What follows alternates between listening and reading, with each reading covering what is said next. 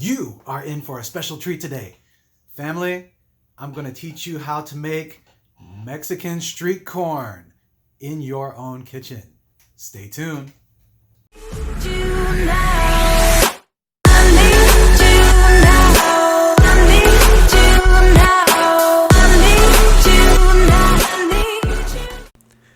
Hello and welcome back to Uncle Bill's Kitchen.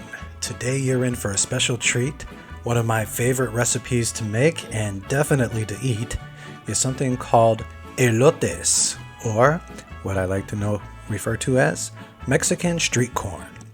I first tried this street corn when living in Chicago, and a friend of mine, Jose, introduced me to it. One of the most amazing flavored foods I've ever put in my mouth.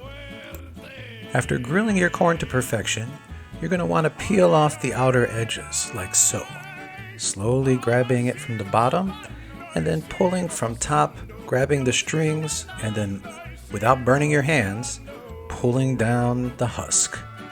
It's a tedious job, but well worth it in the end. Tastes so good. I'll only be making 2 of these bad boys, so I'll keep the other ones up in wraps. Now, we're going to make 2 different ways. My wife, she likes plain old Jano, so we're going to go with a little butter on one of these bad boys. Do it the traditional way with the salt and pepper. I'll give you a little looky at how this is going to come out. First, take a little butter in your butter dish and just swirl your corn up and down, left and right, all around. Now that we've got enough butter covering the corn, we're going to grab a little salt and pepper. This isn't an exciting corn on the cob, but still tastes delicious and is definitely traditional for American cuisine.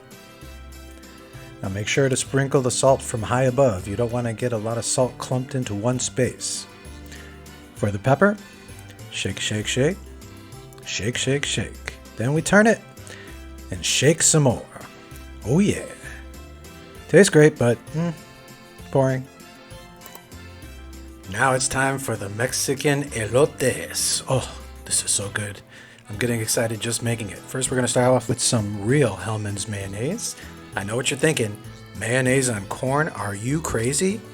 Oh, I'm crazy. Crazy like a fox. Spread it liberally all over your corn, just like this. Then we're going to take some Romano cheese. Oh, I know what you're thinking. That's not what they use. They use goat cheese. Well, goat cheese is expensive and not easy to get, so we use this. And then some Creole seasoning for the spice. It's got a little more than just paprika and chili, and I love the flavor it comes out with. You will too. Now, let's take a look at this elote. I bet you can't wait to try it.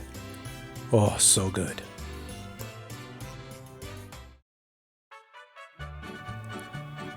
Let's slide this in here and get a close-up, folks. I'm telling you, you won't regret trying this.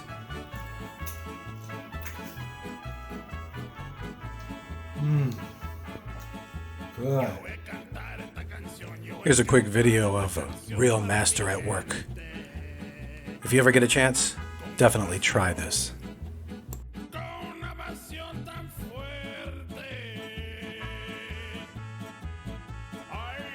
Please be sure to like and subscribe. It really helps with the YouTube algorithm.